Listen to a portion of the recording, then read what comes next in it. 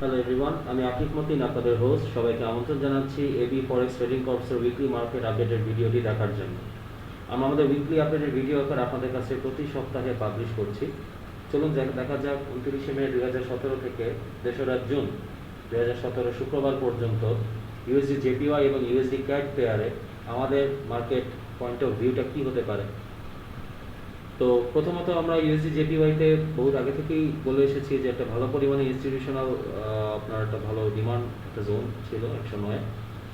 সেখান থেকে আসলে বুল যাবে এবং বুল গিয়ে আমরা বলেছি যে সেটার আলটিমেট প্রাইস হচ্ছে 119 বা 120 লেভেল পর্যন্ত যাওয়া।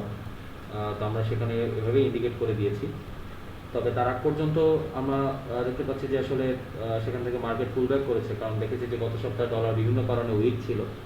তো সেই উইকনেসটা যদি কন্টিনিউ করে তাহলে কতটুকু সেল যেতে পারে চলুন আসলে দেখি। ডলার ইন্ডেক্স যদি আরও ফল করে তো সেই হিসাবে ইউএসডি জেপিওয়াই এখনই আর ওঠার কোনো সম্ভাবনা নেই। তাই সেটা আবার আমরা দেখতে পাচ্ছি যে গত সপ্তাহে 110 লেভেল অর্থাৎ ইনস্টিটিউশনাল যে ডিমান্ড লেভেল গিয়ে টাচ করে সেখান থেকে আবার বাই গিয়েছে। তো এখান থেকে যদি সেল যাই তবে আবার সেই লেভেলে আসতে পারে বা আরও কমলে 109.8 লেভেলে পর্যন্ত চলে আসতে পারে। আর এখান থেকে আপনার পুলব্যাক যদি করে তবে ইনিশিয়ালি আগামী সপ্তাহের সম্ভাবনা আছে সেটা 113.5 লেভেল পর্যন্ত চলে যাওয়া। তো চলুন আসলে আমরা দেখি যে ইউএসডি ক্যাড এই পেয়ারে আমাদের পয়েন্ট অফ ভিউ কি। আচ্ছা, ইউএসডি ক্যাডে আসলে আমরা যেটা দেখতে পেয়েছি যে অনেক বহুদিন ধরেই সেটা একটি স্ট্রং ডিমান্ড জোন থেকে আপনার বাই গিয়ে আসছে এবং আমরা দেখতে পেয়েছি একটা ভালো পরিমাণ সাপ্লাই জোন থেকে সেটি আসলে পুলব্যাক করে আবার সেই ডিমান্ড জোনেই চলে এসেছে। আমরা বলেছিলাম যে এই পেয়ারটি যদি এই ট্রেন্ড লাইনটি আসলে ব্রেক করে যায়, মার্কেট ক্লোজ হয়, সেটি আরও সেল যেতে পারে। আর না হলে এখান থেকে যদি পুলব্যাক করে তো সেটা বাই গিয়ে আবার সেই যে সাপ্লাই জোন আছে সেই জোনে ফেরত যেতে পারে। কিন্তু আমরা দেখেছি এই ট্রেন্ড লাইনটি গত সপ্তাহে ব্রেক করে এবং মার্কেট ক্লোজও হয়েছে।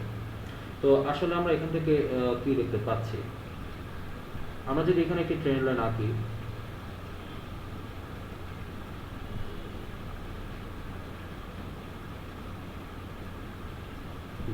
আমরা একটি ট্রেন্ড লাইন যদি আঁকি এখান থেকে দেখতে পাচ্ছি যে এই যে ভালো ডিমান্ড জোন আছে এখনো সম্ভাবনা আছে এখান থেকে বাই যাওয়া। কিন্তু যদি এই ট্রেন্ড লাইনটা যেটা আমরা কেবল আঁকলাম এটা যদি ব্রেক করে আরও নিচে যায় তাহলে সেটা অবশ্যই 1.32 লেভেল পর্যন্ত নেমে আসতে পারে আগামী সপ্তাহে।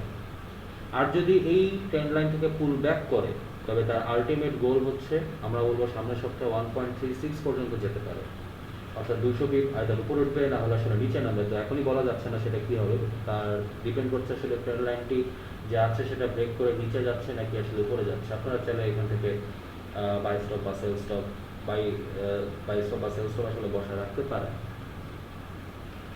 তো আমাদের ফেসবুক যে পেজটি আছে সেখানে আশা করি আপনারা লাইক দিয়ে আমাদের সাথে থাকবেন।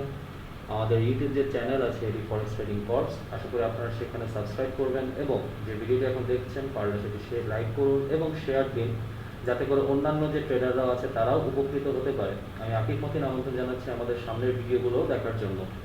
সবাইকে অশেষ ধন্যবাদ জানিয়ে এখনকার মতো শেষ করছি। ধন্যবাদ।